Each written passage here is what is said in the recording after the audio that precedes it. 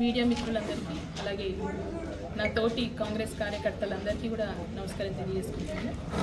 ముఖ్యంగా ఈరోజు ఈ ప్రెస్ మీట్కి పెట్టడానికి ముఖ్య కారణం నిన్న మున్సిపల్ ఎలక్షన్స్లో సంబంధించిన నామినేషన్ల తర్వాత బీఫామ్ల పంచాయతీ అనేది గద్వాల్లో మొత్తం జరుగుతున్న చర్చ. దాని మీద అనేక అపోహలతో పబ్లిక్ ఉన్నారు కాబట్టి వాళ్ళకు ఒక క్లారిటీ స్పష్టత ఇవ్వడానికే ఈరోజు నేను ఈ ప్రెస్ మీట్ పెట్టడం జరిగింది. వాస్తవానికి గత అంటే అసెంబ్లీ ఎలక్షన్లు అయిపోయిన తర్వాత ఎలక్షన్లు అప్పటి నుంచి కాంగ్రెస్ పార్టీ కోసం కష్టపడ్డ వాళ్ళ కోసం ఏమేమి జరుగుతున్నాయి, ఏమేమి వ్యవస్థ నడుస్తుంది అన్నది మీ అందరూ చూస్తున్నారు. ఇప్పటికీ సగం గద్వాలకే తెలుసు, గద్వాలకే కాదు రాష్ట్రం మొత్తం తెలిసిన విషయం. అయితే దానికి భిన్నంగా ఇప్పుడు అంటే పార్టీ సింబల్ పైన వచ్చిన మొట్టమొదటి ఎలక్షన్ ఈ మున్సిపాలిటీ ఎలక్షన్ మనందరికీ తెలిసిన విషయం. సో దీనిపైన మనకు కూడా అంటే కార్యకర్తలకి ఎవరైతే కాంగ్రెస్ పార్టీ కష్టకాలంలో ఉన్నదో అప్పుడు పనిచేసిన కార్యకర్తలకి న్యాయం చేయాలి అనే ఒకే ఒక కాన్సెప్ట్తోని నేను ముఖ్యమంత్రి గారిని మనకి జనవరి 17 రోజు మహబూబ్ నగర్లో జరిగిన మీటింగ్ రోజు ముఖ్యమంత్రి గారిని డైరెక్ట్గా అడిగితే ఆయనే క్లియర్గా స్పష్టంగా చెప్పిండ్రు, మీ ఇన్ఛార్జ్ మినిస్టర్ దామోదర్ రాజనరసింహ గారు ఆయనకు అప్పచెప్తున్నాను, ఆయన మీకు ఈ పంచాయతీ అంటే మీకు ఇద్దరి మధ్యలో ఉన్న కొన్ని కోఆర్డినేషన్ మిస్ అవుతుంది కాబట్టి ఇద్దరికి సమన్వయం చేస్తూ మీకు బీఫామ్లు ఇవ్వడం జరుగుతుంది, మీకు అవకాశం దొరుకుతుంది అని ఆయనకు అప్పచెప్పిండు. ఆ రోజే మంత్రి గారు కూడా నేను చూసుకుంటా, నేను మాట్లాడేస్తానని ఎంపీ గారు మాట్లాడిండ్రు, దామోదర్ రాజనరసింహ మాట్లాడిండ్రు. అక్కడికి ఆ రోజు అంటే ముఖ్యమంత్రి గారి పాత్ర ఆ రోజుతో అక్కడ అయిపోయింది. తర్వాత ఆయన దావోస్కి పోయింది కాబట్టి ఆయన ఈ మీతో జరిగిన కార్యక్రమంలో ఆయన పాత్ర లేదు. ఇంకా నెక్స్ట్ నేను దామోదర్ రాజనరసింహ గారిని కలిసినాను. ఆయన ఒకటే మాట చెప్పిండు, ఫోన్లో మాట్లాడితే నాకు మీ 37 వాళ్ళకి సంబంధించిన పేర్లు ఇచ్చేయండి, క్యాండిడేట్లు ఎవరైతే ఆస్పిరెంట్ ఉంటో వాళ్ళ పేర్లు ఇవ్వండి, వాళ్ళందరినీ మేము పరిశీలన చేసి ఖచ్చితంగా కాంగ్రెస్ పార్టీకి పని చేసిన వాళ్ళకి అర్హులు ఉన్న వాళ్ళకి ఎవరైతే అంటే కరెక్ట్ పర్సన్ ఉందో వాళ్ళకి చూసి బీఫామ్లు ఇవ్వడం జరుగుతుంది, మీ పని మీరు చేసుకోండి అని నాకు హామీ ఇచ్చి పంపించిండ్రు. సరే మధ్యలో కొన్ని పరిణామాలు వాళ్ళకి బీఫామ్లు రావంట, మాకే వస్తాయంట అని కొంతమంది చేస్తున్న ప్రచారానికి మళ్ళీ చెక్ పెట్టడానికి నేను వేం నరేందర్ రెడ్డి గారిని కలిసిన. ఒక మనకి 1 వీక్ బ్యాక్ వేం నరేందర్ రెడ్డిని కూడా కలిసిన. ఆయన కూడా అదే క్లియర్గా చెప్పిండు, మీకు ఖచ్చితంగా న్యాయం జరుగుతుందమ్మా, పార్టీ కోసం పనిచేసిన వాళ్ళకి బీఫామ్స్ ఇస్తాము అని ఆ రోజు మన ఆలంపూర్ ఏఐసిసి సెక్రటరీ అయిన సంపత్ అన్న కూడా ఆ మీటింగ్లో ఉన్నాడు. ఆయన కూడా స్పష్టంగా చెప్పిండ్రు, వాళ్ళు ఇచ్చిన హామీ మేరకి మేము రిటర్న్కి వచ్చి మా పని మేము చేసుకున్నాము. మీనాక్షి నటరాజన్ గారు హామీ ఇచ్చిండ్రు, ఎంపీ మల్లురవి గారు హామీ ఇచ్చిండ్రు, పీసీసీ గారు హామీ ఇచ్చిండ్రు, వేం నరేందర్ రెడ్డి గారు హామీ ఇచ్చిండ్రు. వీరన్నిటితో పాటు ఇప్పుడు మన పార్లమెంట్కి సంబంధించిన ఇన్ఛార్జ్గా అలాట్ చేసిన మన వాకిటి శ్రీహర్ అన్న కూడా హామీ ఇచ్చింది ఏంటంటే సరే 50% మేము డిమాండ్ చేసినాం. పార్టీ కష్టకాలంలో పనిచేసిన వాళ్ళు ఆబ్వియస్లీ వాళ్ళకి ఇవ్వాలి అన్న డిమాండ్లో 50% ఉంది. సరే 50% నుంచి కొంచెం తగ్గుతూ లాస్ట్కి ఉన్న పరిస్థితుల్లో 10 సీట్లు ఇవ్వడానికి మీనాక్షి నటరాజన్ గారే నాకు మెసేజ్ చేసిన విషయం నేను ఇప్పుడు మీకు మెసేజ్ కూడా చూపిస్తాను. అది ఒక 4 days బ్యాక్ 10 సీట్లు మీకు ఇచ్చేస్తున్నాం అమ్మా. ఇంకా సరే కొన్ని పరిస్థితులు మీకు అక్కడున్న లోకల్గా సిచ్యువేషన్స్ బట్టి అక్కడున్న నాయకులు మొండి వ్యవహారం బట్టి అంటే డెమోక్రటిక్ పర్సన్ లాగా వ్యవహరిస్తున్నారు. సో మేము ఇప్పుడున్న పరిస్థితుల్లో దాన్ని ముందుకు తీసుకెళ్ళాలి, మీకు స్టాండ్ అవ్వాలి కాబట్టి పని చేస్తున్నామని చెప్పింది. ఇది ఎందుకంటున్నా అంటే పక్కనున్న ఇంకొక కాన్స్టిట్యున్సీ అలాగే ఫిరాయింపు ఎమ్మెల్యే ఉన్న చేవెలలో 50-50 ఇచ్చిండ్రు ఇద్దరు, అంటే వచ్చిన ఎమ్మెల్యేకి అక్కడ ప్రజెంట్ ఉన్న కాంగ్రెస్ ఇన్ఛార్జ్కి 50-50 బీఫామ్లు ఇవ్వడం అనేది ఈరోజు మీరు కావాలంటే దాని విషయం తెలుసుకోవచ్చు. దానికి భిన్నంగా గద్వాల్లో నడిచింది అంటే ఎందుకు నడిచింది అనేది మీనాక్షి నటరాజన్ మేడమే చెప్పారు. నిన్న సోషల్ మీడియాలో కూడా వైరల్ అయింది, ఒంటెద్దు పోకడ పోతే పార్టీకి మాకు అవసరం లేదు, కావాలంటే వెళ్ళిపోండి అని చెప్పినాకనే ఆ 10 బీఫామ్లకి ఒప్పుకున్నట్టు చేసి ముందుకు వ్యవహారాన్ని నడిపించిండ్రు. నిన్న పొద్దున జరిగిన ముఖ్యమంత్రి గారితో అంటే దావోస్ నుంచి రిటర్న్ అయినాక నిన్న జూమ్ మీటింగ్ జరిగింది. ముఖ్యమంత్రి గారితో పాటు మంత్రులందరూ పాల్గొన్నారు. అలా మన ఏఐసి సెక్రటరీ సంపత్ కుమార్ కూడా పాల్గొన్నాడు. ఆయన స్పష్టంగా జూపల్లి గారు మన అంటే పార్లమెంటు మామూలుగా ఇన్ఛార్జ్ అయినప్పటికీ ఇప్పుడు ఎలక్షన్కి మాత్రం శ్రీహరి గారే, కానీ దానికి భిన్నంగా జూపల్లి గారు 7 బీఫామ్లకు ఒప్పుకున్నాడు మా ఎమ్మెల్యే, దానికి మేము కూడా యాక్సెప్ట్ చేసినాం. 7 బీఫామ్లు వాళ్ళకి ఇవ్వండి అన్నారు. అంటే 10 నుంచి 7కి వచ్చినాయి. నిన్న పొద్దునే చెప్పిన విషయం. ఇది కావాలంటే ఆ వీడియో కూడా చూపించమంటే తెప్పించుకొని చూపిస్తాను. సో మంత్రులు అందరూ ముఖ్యమంత్రిగా అందరూ ఒప్పుకున్న తర్వాత 7 బీఫామ్లకు వస్తే 7 బీఫామ్లకు సంబంధించిన వార్డ్ నెంబర్లను లిస్ట్ ఇవ్వమని సంపదన్న నన్ను అడిగిన విషయం ఆయనకి వాట్సాప్లో నేను పెట్టిన లిస్ట్ కూడా మీకు చూపిస్తాను. 7 నెంబర్లు నేను పంపించిన. ఆ 7 నెంబర్లు కూడా అక్కడి నుంచే మీకు నెంబర్ వేసి వార్డ్ నెంబర్తో పాటు బీఫామ్ మీకు వస్తుంది అని శ్రీహరి అన్ననే వాళ్ళ పిఏని పెట్టి ఆ 7 బీఫామ్లు మాకు పంపించిన సంగతి నిన్న మార్నింగ్ జరిగింది. అయితే అందులో కూడా ఒక చిన్న డ్రామా ఏమైందంటే ఆ బీఫామ్లు తీసుకొస్తున్న క్రమంలో శ్రీహరణ పిఏని కూడా మన డ్యామ్ దగ్గర కొంతమంది వ్యక్తులు ఆపి 1 గంట లేట్ చేసి, అంటే వాళ్ళ ఆలోచన ఏంటంటే ముందు బీఫామ్లు మేము సబ్మిట్ చేసేస్తే వీళ్ళకి బీఫామ్లు లేట్ అయితే ఇబ్బంది కలిగించవచ్చు అనే ఆలోచనతో ఆ ప్రయత్నాలు కూడా చేసిండ్రు. ఎవరు ఆ దుష్ట శక్తులు అనేది బయటపడితే దాంట్లో ఎలాంటి సందేహం లేదు.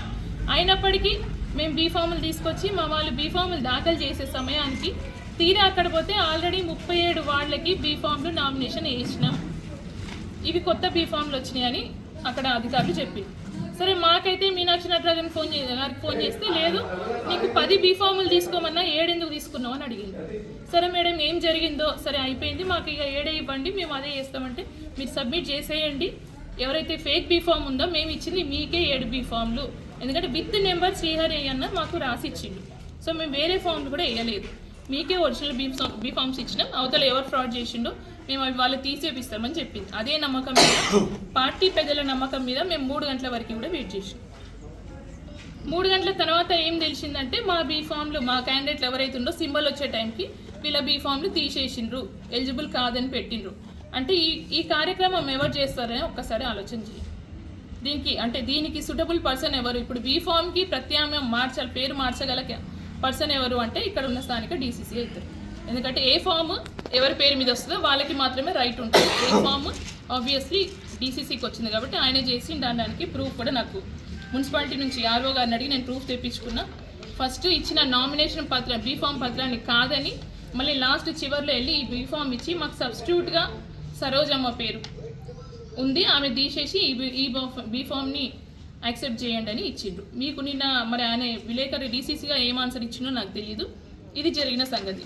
ఇప్పుడు కూడా నాకు పార్టీ మీద నమ్మకం ఉంది, పార్టీ మా సపోర్ట్గా నిలబడ్డదని నమ్మకం ఉంది కాబట్టి నేను చెప్తున్నా. ఇప్పుడు మాట్లాడాల్సిన అవసరం ఎందుకు వచ్చిందంటే ఈరోజు జరిగిన మోసం కావచ్చు, అవమానం కావచ్చు, ఏదైనా కూడా ఇది నాకో లేకపోతే నా కార్యకర్తలకు జరిగింది కాదు, ఖచ్చితంగా మా కంప్లీట్ పార్టీకి జరిగిన అన్యాయం, కంప్లీట్గా పార్టీకి జరిగింది. ఎందుకంటే మీనాక్షి నటరాజన్ గారు ఈరోజు రాష్ట్రానికి ఇన్ఛార్జ్, రేవంత్ రెడ్డి గారు ముఖ్యమంత్రి, పిసిసి మహేష్ అన్న గారు, మన సిట్టింగ్ ఎంపీ పార్లమెంట్ ఇక్కడ మల్లు రవి గారు, ఇన్ఛార్జ్ మినిస్టర్ వాకిటి శ్రీహరి గారు, ఉమ్మడి జిల్లా ఇన్ఛార్జ్ దామోదర్ రాజరెడ్డి సింహ గారు, అలాగే ఏసీ సెక్రటరీ సంపత్ కుమార్ గారు ఉన్నారు.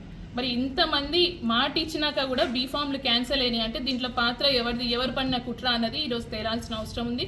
ఈ అవమానం నా ఒక్కదాని అవమానం కాదు, ఈ మోసం నాకు జరిగిన మోసం కాదు, కంప్లీట్ కాంగ్రెస్ పార్టీకి కాంగ్రెస్ పార్టీ సిద్ధాంతానికి జరిగిన మోసం అని నేను అనుకుంటున్నా కాబట్టి ఈరోజు మాట్లాడుతున్నా. కొంతమంది దుష్ప్రచారాలు చేస్తున్నారు వీళ్ళ మా మీద. ఎవరు ఏం చేసినా నేను కాంగ్రెస్ పార్టీకి కష్టకాలంలో, కాంగ్రెస్ పార్టీకి గద్వాలో ఒక నాయకత్వం లేని సమయంలో ఎంపీ గారి సలహాతో ముఖ్యమంత్రి రేవంత్ రెడ్డి గారి ఆధ్వర్యంలో ఖర్గే గారి దగ్గర నేను కండువా వేయించుకున్న కాంగ్రెస్ పార్టీకి పనిచేసిన అని ఏ గల్లీకి పోయినా కాంగ్రెస్ పార్టీ ఎవరంటే ఈరోజు చెప్తారు నా పేరు. ఆ ధైర్యం నాకుంది. సరే మరి కొంతమంది కుట్రలు చేస్తున్నారు, ఒకరోజు ఈ పార్టీలు ఉన్నా అంటారు, ఒకరోజు ఆ పార్టీలు ఉన్నా అంటారు. మరి ఏ పార్టీలో ఉన్నారో వాళ్ళకే క్లారిటీ లేదు. మొన్నటి వారికి స్పీకర్ గారి అనర్హత వేటు పడుతుందేమో అని నేను టీఆర్ఎస్ ఎమ్మెల్యేని, నేను టీఆర్ఎస్లో ఉన్నా మాకు ఎల్పీకి అమౌంట్ కట్ అవుతుందని చెప్పుకున్న వ్యక్తి కరెక్ట్ బీఫామ్ అంటే నామినేషన్లు వేసే 3వ రోజు బయటకు వచ్చి కాంగ్రెస్ పార్టీకి ఓటేయండి అని చెప్తున్నారంటే ఎంత రాజకీయ వ్యభిచారం జరుగుతుందన్నది ఈరోజు పబ్లిక్ కాదు, గద్వాల్ మొత్తం చూసి తెలంగాణ రాష్ట్రం గ్రహిస్తుంది. మరి పబ్లిక్కి తెలియదా ఈ మోసాలన్నీ? మళ్ళీ ఏం చెప్తాడు, మున్సిపాలిటీ మీద పెత్తనం చేయనికే కొంతమంది స్థానికులు కాని వాళ్ళు ప్రయత్నాలు చేస్తున్నారు అంటారు. పెత్తనం ఎవరు చేయడానికి చూస్తున్నారు అన్నది ఈరోజు సమాజం చూస్తుంది. అధికారం కోసం పోరాడుతుంది ఎవరు అన్నది తెలుస్తుంది. నేను అధికారి పార్టీలో లేనప్పుడు, అది పార్టీ అధికారం లేనప్పుడు పార్టీ కోసం కష్టపడి పార్టీ కోసం జెండా మోసిన కార్యకర్తల కోసం పోరాడుతున్నా. మున్సిపాలిటీలో నేను కంటెస్ట్ చేస్తలేను, ఇక్కడ మున్సిపాలిటీలో కాంగ్రెస్ కౌన్సిలర్లు గెలిస్తే నేను గెలవను, కానీ ఎందుకు పోరాడుతున్నా అంటే వాళ్ళ కోసం వాళ్ళకి న్యాయం జరగాలని పోరాడుతున్నా. కానీ నా మీద దుష్ప్రచారాలు చేస్తున్నారు. ఈరోజు న్యాయం జరగాల్సిన అవసరం ఖచ్చితంగా ఉంది. ఈరోజు మా రాహుల్ గాంధీ గారి పెద్దలు ఆయన చెప్తున్నారు, రాజ్యాంగాన్ని భుజాన పెట్టుకొని రాజ్యాంగాన్ని కాపాడాలి, మనకు డాక్టర్ బాబాసాహెబ్ అంబేద్కర్ గారు ఇచ్చిన హక్కుని కోల్పోవద్దు, రాజ్యాంగ నిర్మూలన జరగొద్దు అని, రాజ్యాంగాన్ని పరిరక్షించుకోవాలని ఆయన పదవి ఏది ఉన్నా ప్రధానమంత్రి కాకపోయినా మన కోసం పోరాడుతుంటూ బీసీల పక్షాన్ని నిలబడతా అంటుంటే ఒక బీసీ మహిళని నన్ను ఇక్కడి నుంచి జరపాలని అంటే నాకు నా నాయకత్వం బలపడుతుందని కేవలం అక్కస్తో చేస్తున్న ప్రయత్నాలు ఇవన్నీ. దాంట్లో ఎవరు కుమ్మక్కైందో, ఏ గుంట నక్కలు కుమ్మక్కైందో వాళ్ళని బయటికి తీసే ప్రయత్నం నేను ఖచ్చితంగా 100% చేస్తాను. ఈరోజు ప్రెస్ మీట్ ఇచ్చిన తర్వాత నేను గాంధీ భవన్కి వెళ్ళి మా యశనతో కూడా కలబోతున్నా. సో ఇందులో ఇందులో క్లియర్గా నేను చెప్పాల్సింది ఏంటంటే కాంగ్రెస్ పార్టీ 100% నా పక్షాన ఉంది. ఎందుకు పక్షాన ఉంది అంటే ఇంత వ్యవస్థ జరుగుతుంటే, ఇంత కుట్ర జరుగుతుంటే కూడా మీనాక్షి నటరాజన్ గారు ఇచ్చిన ఆదేశం అంటే పార్టీ పెద్దలు మన రాష్ట్రానికి ఆమె ఇచ్చిన ఆదేశాల మేరకు పక్కనున్న ఏఏసీ సెక్రటరీ సంపత్ కుమార్ గారు ఆయన నియోజకవర్గంలో 3 మున్సిపాలిటీలు ఉన్నప్పటికీ అవి పక్కన పెట్టి ఇక్కడ వచ్చి 4 రోజులు మంతనాలు చేసింది. 4 రోజులు బడిగాపులు కాసిన ఎమ్మెల్యే ఇంటికాడ ఎందుకు కాసినంటే నేను పార్టీ నమ్ముకున్న వ్యక్తిని, పార్టీ సిద్ధాంతాలను పక్కకు పోనియని వ్యక్తిని పార్టీ ఆదేశించింది, నేను చేస్తాను చేసింది.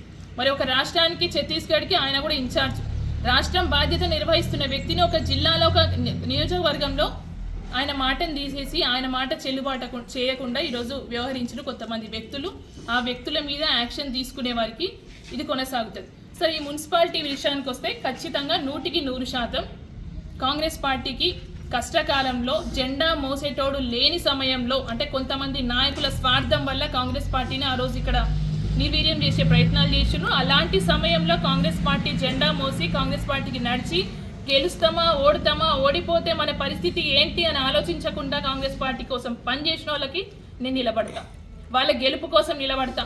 సరే, వాళ్ళని మోసం చేసి ఈరోజు చివరి దాకా ముందే బీఫామ్లు ఇయ్యము అంటే మేము కూడా పార్టీ గౌరవిస్తాం వాళ్ళం.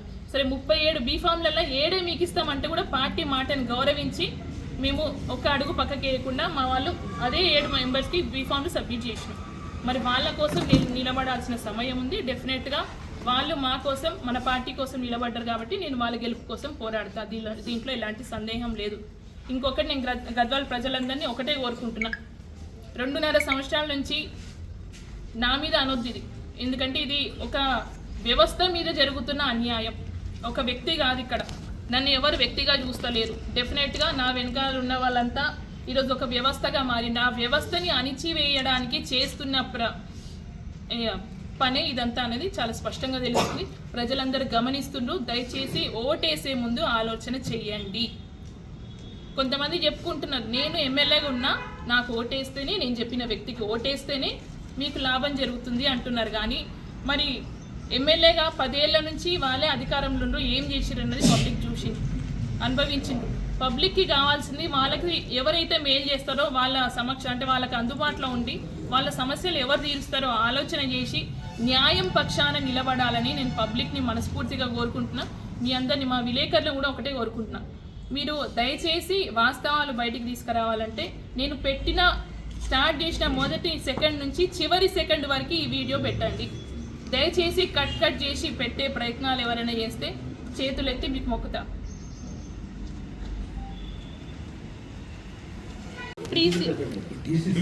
ఇక్కడ జరిగిన వ్యవస్థకంత కారకుడు ఎవరనేది చాలా స్పష్టంగా కనిపిస్తుంది కదా. 100% నేను పీసీసీ గారికి ఇవ్వాలి కదా, మా పార్టీ పెద్ద ఆయనకి ఇవ్వాలి. నేను రాహుల్ గాంధీ గారికి కూడా పోస్ట్ చేస్తా, ఖచ్చితంగా పార్టీ పెద్దలందరికీ పోస్ట్ చేస్తా. ఎందుకంటే కాంగ్రెస్ పార్టీ అంటేనే ప్రజల పక్షాన ఉండే పార్టీ, ఒక నిబద్ధత ఉన్న పార్టీ, ఒక సిస్టమ్ మీద నడిచే పార్టీ. అలాంటి సిస్టమ్ని పెద్దల్ని కాదు అని వ్యవహరిస్తే కొంతమంది సొంతంగా ఏదో డెమోక్రటిక్ వరల్డ్లో ఉన్నట్టు మోనోపోలిజం చేస్తే ఇది కరెక్ట్ కాదు కదా. ఖచ్చితంగా నేను కాంగ్రెస్ పార్టీలో ఉంటున్నా, కాంగ్రెస్ పార్టీలో కొనసాగుతున్నా. ముఖ్యమంత్రి గారు మీద నమ్మకం నాకుంది. నన్ను పార్టీలోకి తీసుకొచ్చిన మా ఎంపీ మల్లురావి గారి మీద నాకు నమ్మకం ఉంది. నేను పార్టీలో కొనసాగుతూ పార్టీకి కష్టపడ్డ వాళ్ళ కోసం నేను నిలబడతా. దీనికి 100% ఎలాంటి సందేహాలు లేవు, అపోహాలు లేవు. ఇది క్లియరెన్స్ ఇవ్వడానికి మీకు చెప్పిన మా మిత్రుల్ని కూడా అదే కోరుకుంటున్నా. దయచేసి ఈరోజు ప్రజలకు మేలు చేసే వాళ్ళు ఎవరో, ప్రజలకి స్వార్థం కోసం పనిచేసే వాళ్ళు ఎవరో ఒక్కసారి ఆలోచన చేసి వాళ్ళని బయటికి తీసుకురావాల్సిన అవసరం, నిజాలు ఏంటో బయటికి తేవాల్సిన అవసరం మీ మీద 100% ఉంటుంది. నాకు జర్నలిజం మీద ఇప్పటికీ నమ్మకం ఉంది. దయచేసి ఇప్పుడు కూడా మనం నోరు మూసుకుంటే మన జీవితాలు ఇప్పటికే సగం నాశనం అయినాయి, ఇంకా కూడా నాశనం కావద్దు. మనం తీసుకున్న స్టాండ్కి న్యాయం జరగాలనే ఆలోచనతోనే మిమ్మల్ని రిక్వెస్ట్ చేస్తున్నా. ప్లీజ్, నేను వెంటనే వెళ్ళి మా పీసీసీ గారికి కంప్లైంట్ చేస్తాను. ఎక్కడెక్కడ అన్యాయాలు జరిగినాయి అవన్నీ చూస్తాను. మీరు ఈ కాపీ కావాలంటే తీసుకోండి. మేము ఇచ్చిన బీఫామ్ని కూడా మీకు సబ్మిట్ చేస్తాను. మాకు వచ్చిన 7 బీఫామ్లు దాంతో నెంబరింగ్తో పాటు ఇచ్చిండ్రు. ఆ నెంబర్లు కూడా మీకు మెన్షన్ చేయమంటే మెన్షన్ చేస్తాను. ఆల్టర్నేటివ్ అంటే ఇదే బీఫామ్ని సబ్స్టిట్యూట్ అని కింద మెన్షన్ చేస్తుంటుంది. ఇక్కడ కింద అంటే మీ క్యాండిడేట్కి ఇంకెవరైనా సబ్స్టిట్యూట్ ఉందా అనేది ఇక్కడ ఉంటుంది. మా దాంట్లో మేము బ్లాంక్ పెట్టించినాం. వాళ్ళు మాత్రం ముందు సబ్మిట్ చేసిన బీఫామ్ని పక్కన పెట్టి ఇది సెకండ్ టైం సబ్మిట్ చేసారు బీఫామ్. దీంట్లో సబ్స్టిట్యూట్ పేరు మా క్యాండిడేట్ సరోజమ్మ పేరు రాసింది.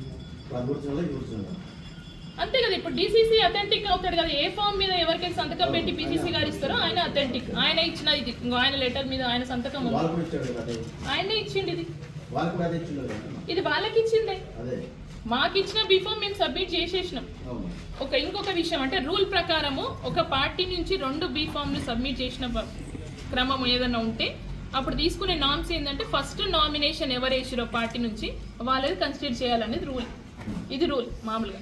అయితే అది కాకుండా ఇంకొకటి నెక్స్ట్ ఏంటంటే ఒకవేళ అది ఆ పరిస్థితి కాకుండా ఇంకేమైనా చేయాలి అందులో అంటే మనం ఫస్ట్ ఇచ్చిన నామినేషన్ కాకుండా చేయాలి అనుకున్నప్పుడు అథెంటిక్ పర్సన్ ఎవరైతే ఉంటారో వాళ్ళు ఇనిషియల్ వేసి మేము క్యాండిడేట్ని సబ్స్టిట్యూట్ చేస్తున్నాము, ఆ క్యాండిడేట్ కాకుండా ఈ క్యాండిడేట్కి ఇస్తున్నామని ఒక రిటర్న్గా దాని మీద మళ్ళీ ఇస్తే అది చెల్లుబాటు అవుతుంది. ఇది వాస్తవం. సో ఇక్కడ జరిగింది ఏంది అన్నది, చేసింది ఎవరు అన్నది చాలా స్పష్టంగా అర్థమవుతుంది. సో ఆ వ్యక్తుల మీద నేను కంప్లైంట్ ఇవ్వబోతున్నా, దాంట్లో ఎలాంటి సందేహం లేదు. కానీ కంప్లైంట్ ఇవ్వాలి, దీని మీద అంటే ఏదైనా సొల్యూషన్ తీసుకోవాలన్నా యాక్షన్ తీసుకోవాలన్నా టైం పడుతుంది. కాబట్టి అప్పటి వరకు మా కాంగ్రెస్కి పనిచేసిన కార్యకర్తలకి న్యాయం జరగాలి. కాబట్టి నేను వాళ్ళ పక్షాన నిలబడుతున్నా. 100% వాళ్ళు ఇండిపెండెంట్ అయినా ఏ పెండెంట్ అయినా వాళ్ళు బరిలో ఉంటుండ్రు. వాళ్ళు కాంగ్రెస్ పార్టీ కోసం పని చేసిండ్రు. వాళ్ళు గెలుస్తారు, గెలిపించే బాధ్యత నాది ఉంటుంది. అంతకుముందు మా ఇన్ఛార్జ్ అయిన మీనాక్షి నటరాజన్ గారి మాటని, పీసీసీ అయిన మహేష్ కుమార్ గారి మాటని, అలాగే ముఖ్యమంత్రి అయిన రేవంత్ రెడ్డి గారి మాటని, మా ఎంపీ అయిన మల్లురవి గారి మాటని, మినిస్టర్ అయిన శ్రీహరి గారి మాటని, మినిస్టర్ అయిన దామోదర్ రాజనరసింహ మాటని, అలాగే ఏసీ సెక్రటరీ అయిన సంపత్ కుమార్ గారి ప్రయత్నాన్ని కాలదొక్కుతూ చేసిన దుర్మార్గాన్ని బయట పెట్టే వరకు నేను ఇచ్చిపెట్టను. వీళ్ళందరికీ మోసం జరిగింది, అన్యాయం జరిగింది, అవమానం జరిగింది భావిస్తున్నా. కాబట్టి నేను బాధ్యతగా తీసుకొని ఈ కార్యక్రమాన్ని చేస్తాను. ఇండిపెండెంట్ తరపున మీరు ప్రచారం నిర్వహిస్తారా మేడం? అది నేను తదుపరి నిర్ణయం మా పీసీసీ అధ్యక్షుడు ఏం సలహా ఇస్తే, ఏం సూచన చేస్తే నేను అది ఫాలో. కానీ పబ్లిక్కి మాత్రం స్పష్టంగా తెలుసు కాంగ్రెస్కి కష్టపడ్డ వాళ్ళు ఎవరో, వాళ్ళని గెలిపించాలని ఆల్రెడీ పబ్లిక్ డిసైడ్ అయినరు. ఇదంతా ఎలక్షన్ బీఫామ్ అనేది ఒకంత వరకే. కానీ 90% జరిగేది మాత్రం పబ్లిక్దే తీర్పు. వాళ్ళు వేసే ఓటే దానికి అంతిమం. సో పబ్లిక్ అంతా చాలా క్లారిటీతో ఉండరు. కాంగ్రెస్ పార్టీకి పని చేసిన వాళ్ళని గెలిపించడానికి పబ్లిక్ డిసైడ్ అయినరు. అదే జరుగుతుంది. తర్వాత ఈ గుంటనక్క వ్యవహారాలు, అవకాశవాదాన్ని వాడుకొని ముందుకొచ్చిన వాళ్ళ పరిస్థితి ఏందన్నది అతి త్వరలో బయటపడితే దీంట్లో ఎలాంటి సందేహం లేదు. అవకాశాన్ని వాడుకొని చేసేవాళ్ళు, నేను పార్టీకి పనిచేసిన వాళ్ళు అది కూడా చెప్పిన, అధికారం లేనప్పుడు పార్టీకి పనిచేసిన వాళ్ళు ఒకటి, అధికారం వచ్చినాక స్వార్థం కోసం పార్టీకి పనిచేసేది ఒక ఎత్తు. మేము అధికారం లేనప్పుడు పార్టీ కోసం పనిచేసినాం. అధికారం వచ్చినాక సొంత లాభాల కోసం, దందాల కోసం, బిజినెస్ల కోసం, వాళ్ళ వ్యవహారం నడవడానికి కోసం పార్టీ పేరు చెప్పుకొని అది కూడా పార్టీని మోసం చేస్తూ, పార్టీలో ఉన్నా ఉన్నా అని మోసం చేస్తూ స్పీకర్ గారి నిర్ణయాన్ని కూడా ధిక్కరించి ఈరోజు వ్యవహరిస్తున్న మనుషుల కుట్రలని, కుతంత్రాలను బయటికి తీసేవారికి నేను ఇచ్చిపెట్టేది లేదు. పార్టీ నా పక్షాన ఉంది. ఖచ్చితంగా పార్టీ కోసం, కాంగ్రెస్ పార్టీ బలపరచడం కోసం మేము గద్వాల్లో పనిచేస్తాం. ఎవరు కాంగ్రెస్ పార్టీలో ఉండు, ఎవరు లేరు అన్నది సమయం నిర్ణయిస్తుంది. నిన్న హైకోర్టు తీర్పు కోసం నేను టీఆర్ఎస్లో ఉన్నాను స్టేట్మెంట్ ఇచ్చిండు. రేపు పొద్దున మళ్ళీ సుప్రీంకోర్టుకు పోతే మళ్ళీ నేను కాంగ్రెస్లో టీఆర్ఎస్లో ఉన్నా అంటాడేమో. ఎవరికి తెలుసు? నమ్మకం ఉందా? మీకు గ్యారంటీ ఉందా? ఏమన్నా ఇస్తారా ఎవరైనా గ్యారంటీ నాకు? మరి పార్టీ ఓన్ చేసుకుంటారని ఎట్లా అంటారు? బీఫామ్లు వస్తున్నాయంటే అవును, బీఫామ్ ఇచ్చిండ్రు, పార్టీ నిర్ణయించింది. బీఫామ్ సగం ఇస్తామన్నారు. సరే ఆయన ఒప్పుకోలేదేమో, ఏం చేసినా అది ఏం జరిగినా పార్టీ నిర్ణయాన్ని నేను కట్టుబడి ఉంటున్నాను. ఎందుకంటే పార్టీ వ్యక్తిని కాబట్టి. పార్టీని ధిక్కరించి వ్యవహరిస్తుంది ఎవరన్నది పార్టీ చూస్తుంది. సో ఎవరి మీద ఏ యాక్షన్ తీసుకోవాలో పార్టీ తీసుకుంటుంది కదా. పెద్దలు నాకు ఉన్నారు, నేను ఎందుకు మాట్లాడతాను? మీరు కాంగ్రెస్ అంటే 37 రావాలి కదా మేడం. ఇంటి 37 అది చెప్తున్నా కదా. ఇక్కడ ఉన్న వ్యవహారాన్ని బట్టి పార్టీ నిర్ణయించింది. కొన్ని పార్టీ నిర్ణయాన్ని నేను కట్టుబడి ఉన్నా. నేను దాన్ని ధిక్కరించలేదు. సరే, ధిక్కరించిన వాళ్ళ వ్యవహారం అడగండి. నేను పార్టీ మాట నిలబెట్టిన, వాళ్ళు ఇచ్చిన మాటని కాదని నేను 7 అంటే 7కి నామినేషన్ వేయించిన. నేను పార్టీ లైన్ దాటలేదు, పార్టీ మాట తప్పలేదు. ఇదైతే ఫేక్ కాదు కదా. నేను ఓవరాల్గా చెప్పిన ఫేక్ అవ్వచ్చు. కాంగ్రెస్ పార్టీకి గత 50 ఏళ్ల నుంచి వాళ్ళ కుటుంబం మొత్తం కాంగ్రెస్ పార్టీకి పనిచేసింది. దీంట్లో ఎలాంటి సందేహం లేదు. అలాంటి వ్యక్తికి కూడా ఆ ఇచ్చిన 7 బీఫామ్లలో నేను ఆ వ్యక్తికి అయితే బీఫామ్ ఇయ్యను అని ఎమ్మెల్యే గారు కరాఖండిగా చెప్తే, ఆ వ్యక్తితో పాటు వాళ్ళ అమ్మ, వాళ్ళ భార్య వచ్చి చిన్న పిల్లల్లాగా నా ఇంటికి వచ్చి ఏడ్చింది. నేను వాళ్ళ కోసం స్టాండ్ తీసుకొని కొట్లాడినా. ఆ రోజు పొద్దున కూడా 11 నెంబర్ మాకు కావాల్సిందే, పడుకోండి ఈసాక్ అన్నకి బీఫామ్ ఇవ్వాల్సిందని కొట్లాడితే బీఫామ్ నెంబర్ వేసి పంపించిండ్రు. ఆ బీఫామ్ నెంబరు నిన్న మీకు అంటే మీ చెప్పిన నెంబర్లలో చెప్తాను. కానీ చివరి నిమిషంలో ఏం చేసిండ్రో, ఆయనని ఎలా ప్రలోభ పెట్టిండ్రో నాకు తెలీదు. ఆయనని నేను నేను నామినేషన్ చేస్తలేను, నేను బరిలో ఉంటలేను అని ఆన్సర్ చెప్పిండు. అంటే నేను బీఫామ్ రాకపోతే ఆత్మహత్య చేసుకుంటా చచ్చిపోతా అన్నోడు నేను వరిలో నుంచి పక్కకు తప్పుకుంటున్నా అంటే ఆయన మీద ఎంత ఒత్తిడి తీసుకొచ్చి ఎంత ప్రలోభ పెట్టిండ్రో మీరు ఒకసారి తెలుసుకోవచ్చు. దీంట్లో నేను చెప్పిన మాటలో ఒక్క మాట అయినా తప్పు ఉంటే ఆయన ఖురాన్ మీద ప్రమాణం చేసి చెప్పమనండి సాకన. నేను దేని మీద ప్రమాణం చేయాలో నేను చేస్తాను. నేను ఎంత ప్రయత్నం చేయాలో ఆయన టికెట్ కోసం అంత ప్రయత్నం చేసిన. ఎందుకంటే చిన్న పిల్లగాడిలాగా ఏడ్చిండు. నేను చస్తే కూడా కాంగ్రెస్ కండువా జెండా నా మీద వేసి పెట్టాలి అని చెప్పినోడు ఈరోజు కాంగ్రెస్ పార్టీ బరిలో ఉండడానికి పక్కకు తప్పకుండా అంటే ఎంత ఒత్తిడి తీసుకొచ్చింది అన్నది ఆలోచన చేయండి. మరి నిన్న పొద్దున్న దాకా ఎందుకు చెప్పిండు నామినేటెడ్ పోస్ట్ ఇస్తా అంటే ఇది ప్రలోభ పెట్టినట్టే కదా. ఇప్పుడు ఆయన కోసమే కొట్లాడింది. మరి పైనుంచి ఇంతమందికి ఒత్తిడి ఎందుకు తెచ్చినాము ఆలోచన చేయాలి. వాళ్ళ భార్య వాళ్ళ అమ్మ ఎందుకు వచ్చి నాకు ఎన్నిసార్లు ఫోన్లు చేసి చూపించాలన్నా ఇప్పుడు నేను ఎందుకు బాధపడ్డారు. ఇప్పుడు వాళ్ళైతే సిన్సియర్గా 50 ఏళ్ళ నుంచి కాంగ్రెస్ పార్టీలు ఉండే కదా, వాళ్ళ కోసం నేను నిలబడాలన్నా వద్దా? మరి ఇప్పుడు ఏం జరిగినట్టు, ఎవరు ప్రలోభ పెట్టినట్టు? ఇప్పుడు 37 బీఫామ్లు తీయండి. సో ఇలాంటి వ్యవస్థలో ఇంకా కూడా గద్వాల్లో మనం చెప్పుకోవాలంటే ప్రజాస్వామ్యాన్ని కాలదన్ని గద్వాల్లో వ్యవస్థ నడుస్తుంది. రాజకీయ వ్యభిచారం నడుస్తుంది ఇక్కడ. ఇది నడిచినంత కాలం మన ప్రజల్ని, పేద ప్రజల్ని తొక్కేసుకుంటూ పోతారు తప్పించి వీళ్ళకి మేలు జరగదు, అభివృద్ధి జరగదు.